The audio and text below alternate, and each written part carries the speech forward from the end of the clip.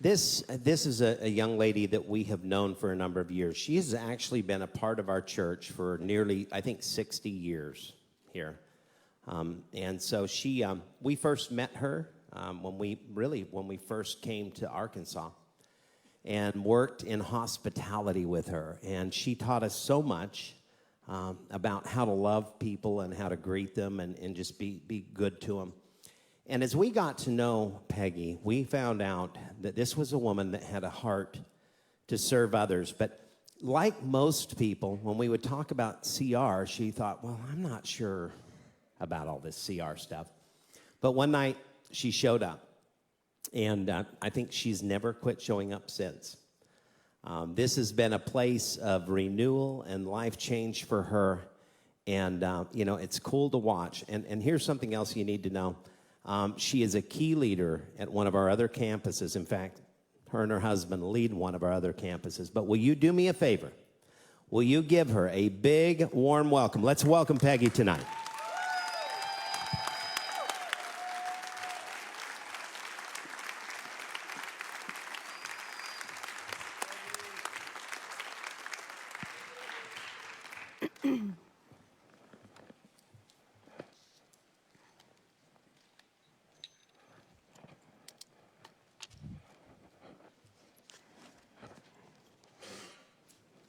I'm a grateful believer in Jesus who's in recovery and struggled with fear, grief, and people-pleasing. My name's Peggy. I was born August 15th, 1960 in Little Rock, Arkansas, to Lum and Wilma Rolette. I was the fourth child. I always thought I was the third child, until I was a teenager looking through a photo album and saw a picture of a baby in a casket and asked my mom.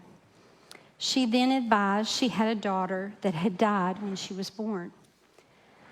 My mom and siblings began attending First Assembly of God in 1965. I know, I'm 61.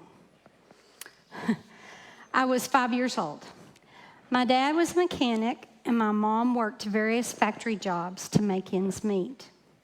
When I was about 7 years old, I remember my mom going to LPN school at UAMS. I was so proud of her. My Sunday school teacher came to see me, and I accepted Jesus Christ on the front porch of the apartment we lived in.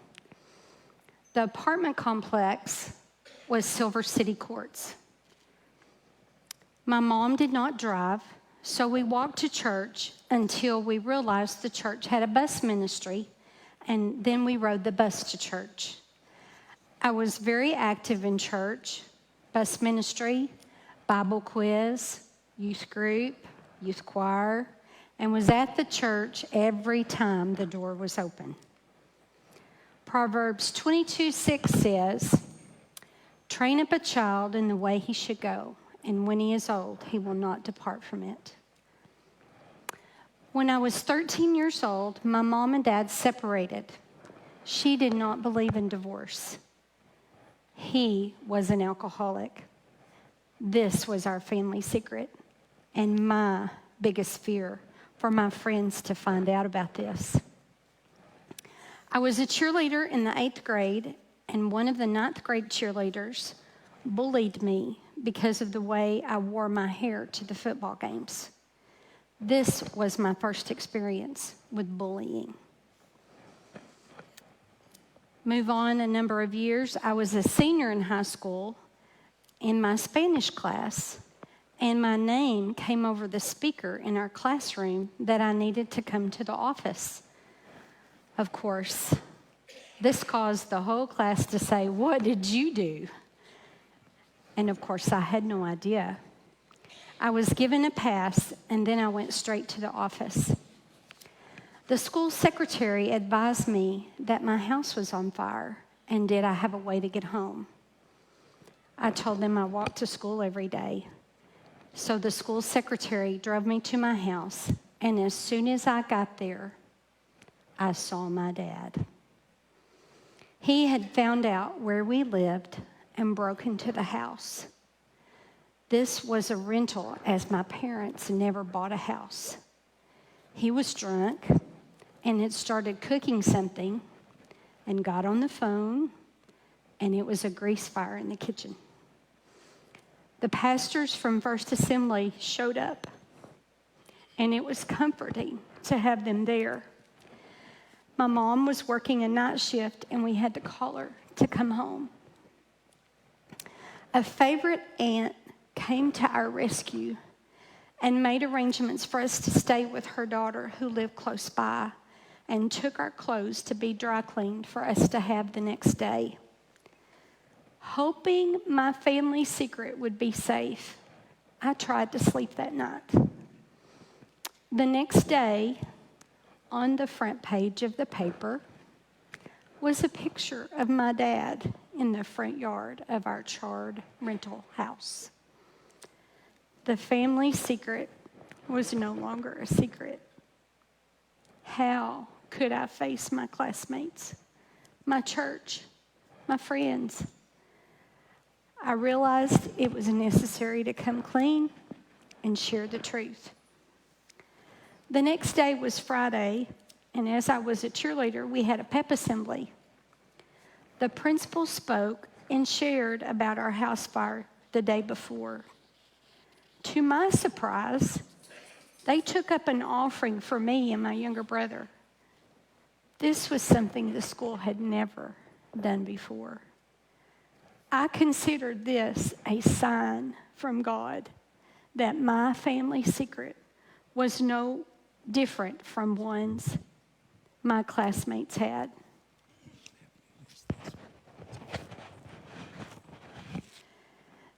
This was, hello, testing, okay. This was the beginning of me realizing God has his hand on me and he had a plan for me. I graduated from high school in May 1982 and left in August to begin my freshman year at Arkansas State University in Jonesboro, Arkansas. There was a number of my classmates that were going as well, and several upperclassmen who had attended First Assembly in North Little Rock. I attended First Assembly of God in Jonesboro, where the Reverend E. Joe Wilmuth was pastor. He was awesome at keeping the students plugged into church. I stayed active in Chi Alpha and helped with children's ministry, doing puppets and teaching Sunday school class. Because my mom was a single mom, I found a part-time job to earn extra money, as there was no extra in my mother's budget. I changed my major after a semester, so I did not graduate until December 1982, and actually walked in May 1983 to get my diploma.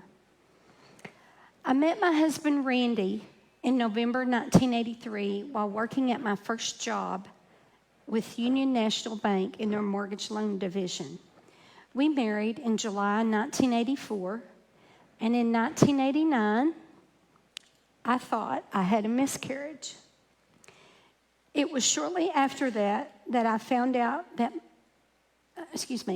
after a procedure at the hospital, I was advised that I had endometriosis, and they call that the career woman's disease. It was shortly after that I found out that from my husband's family member that my husband was sterile and I would never become a mother. This was very difficult news to hear.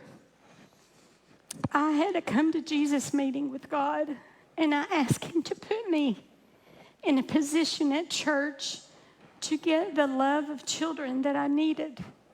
I became involved in missionettes and working the nursery. This was just the medicine I needed. My husband was originally from Batesville, Arkansas, and we moved there in July 1996, and I took a position at a 2-year school there called Gateway Technical College. He worked at Simmons First Mortgage, and they were phasing out their mortgage division, which meant he would be moving back to Batesville with me. But his job was in Little Rock, and I was in Batesville. That happened about a little over 2 years. It was a difficult time being apart, but we had a weekend marriage. I changed jobs and went to work for Lyon College in Batesville in 1997. And his job ended in Little Rock in September of 1998. And we were finally back together.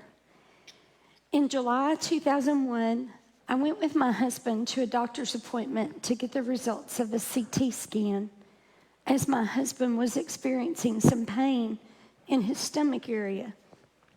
The doctor advised he had pancreatic cancer. We went to an internist in Little Rock and did an MRI just to make certain. The MRI showed the same results. He advised to schedule surgery as soon as possible. The surgery was scheduled August 3rd, 2001, and would require chemotherapy and radiation as well. We were in the hospital for 40 days. After we came home, he was cared for by home health nurses and was in and out of the hospital. Just before Thanksgiving, he was admitted, and I got a chance to visit with the doctor in the hallway.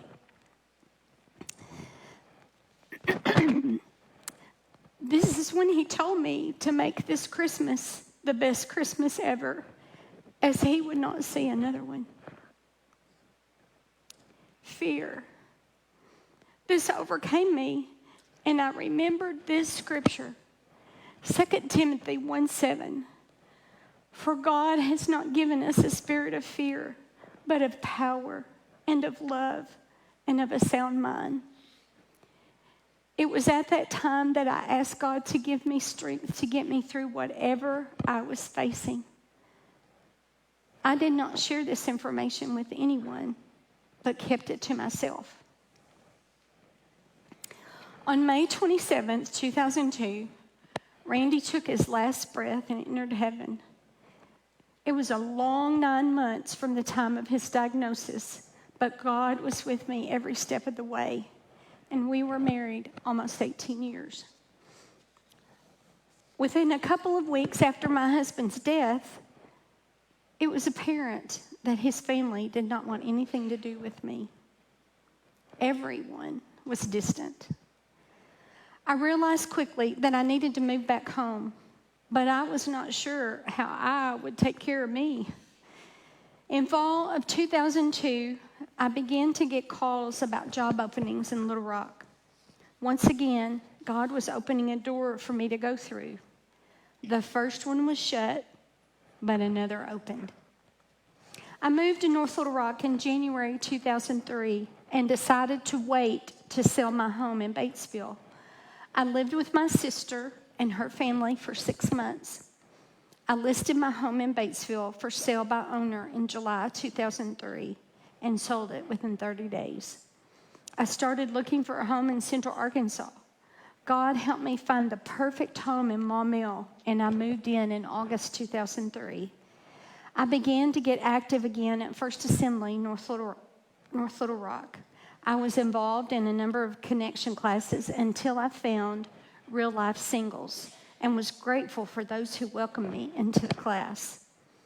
Also, I got active in greeting, and after a number of years, I was asked to oversee the greeting team, and it was truly an honor to work with Pam Harrell.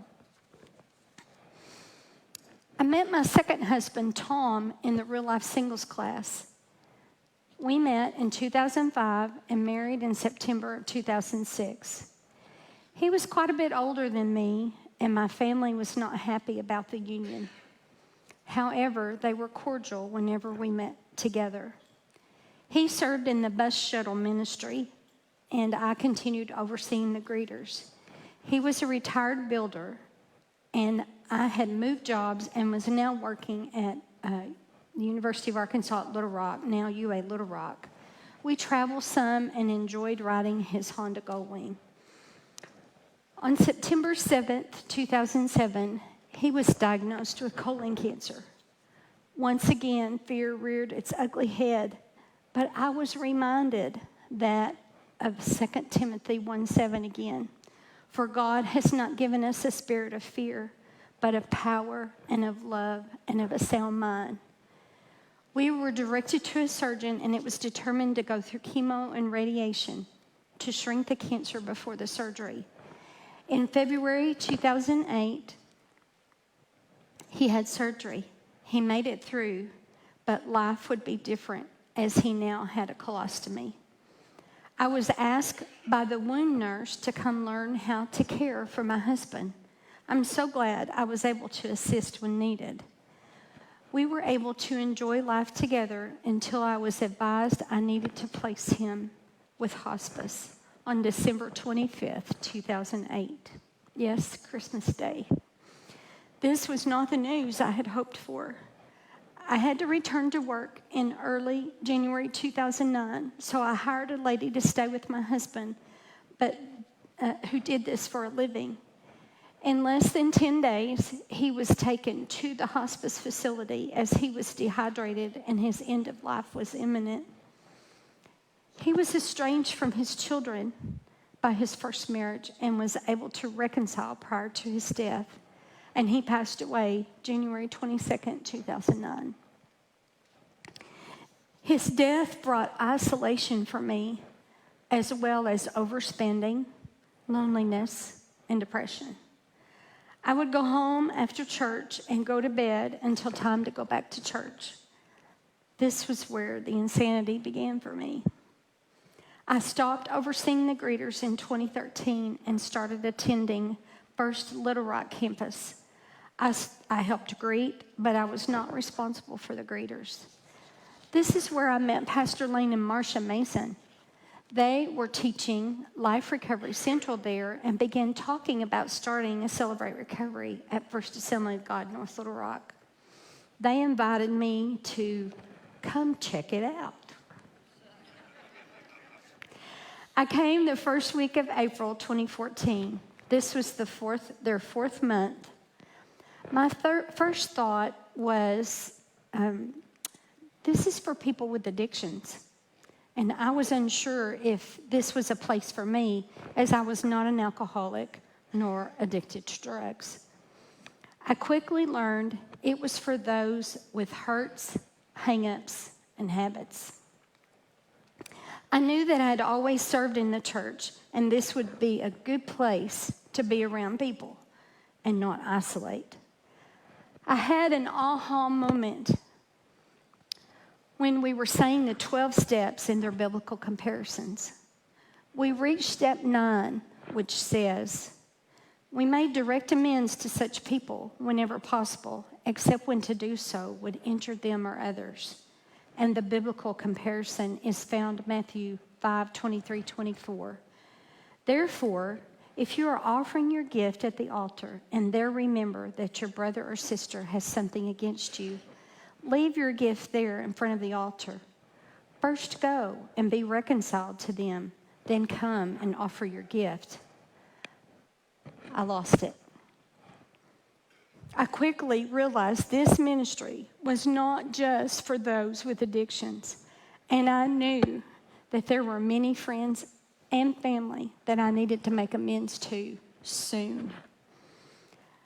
I decided to take Pastor Lane up on his misery back guarantee. I came 6 weeks and I realized I was getting healing and slowly getting stronger. Thank you. I asked how I could help at CR and found ways to serve.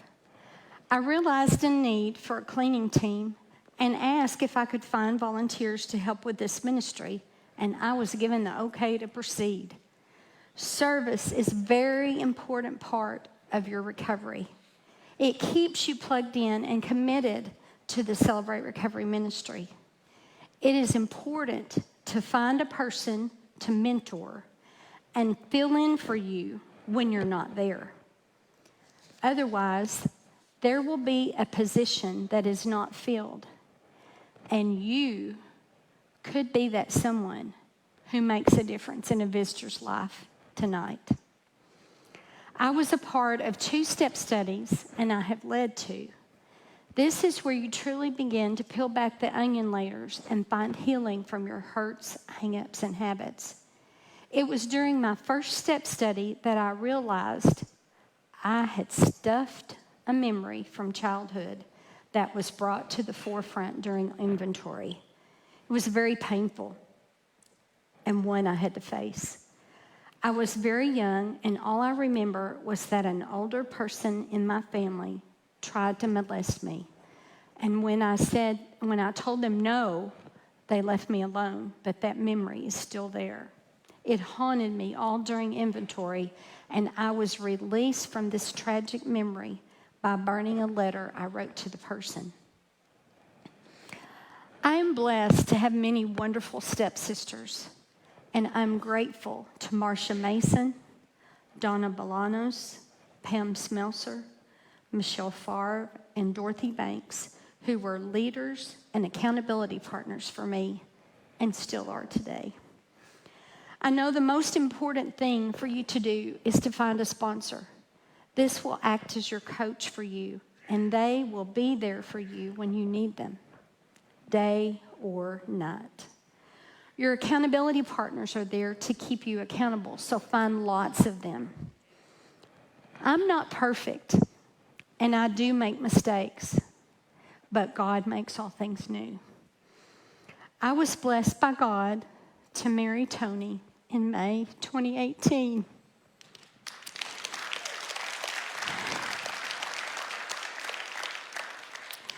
This union gave me something I was never able to have: children and grandchildren and wonderful daughter-in-laws.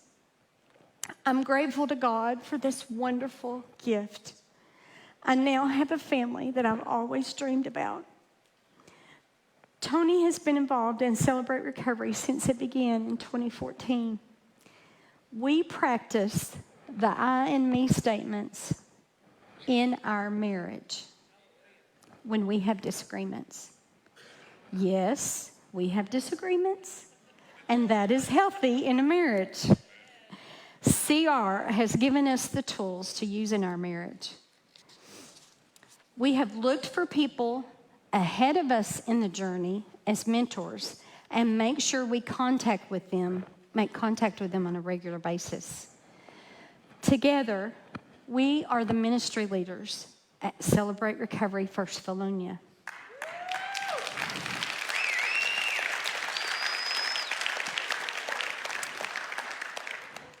Tony works with the volunteers for Celebrate Recovery, and I oversee Celebration Place for the children and work with an awesome team who teach the children weekly the same lessons you learn in large group. Also, I volunteer one time a month at Celebration Place here at First NLR. My life verse is, so don't be anxious about tomorrow. God will take care of your tomorrow too. Live one day at a time. Matthew 6:34. I have truly leaned on this verse all my life. My favorite step is step 9.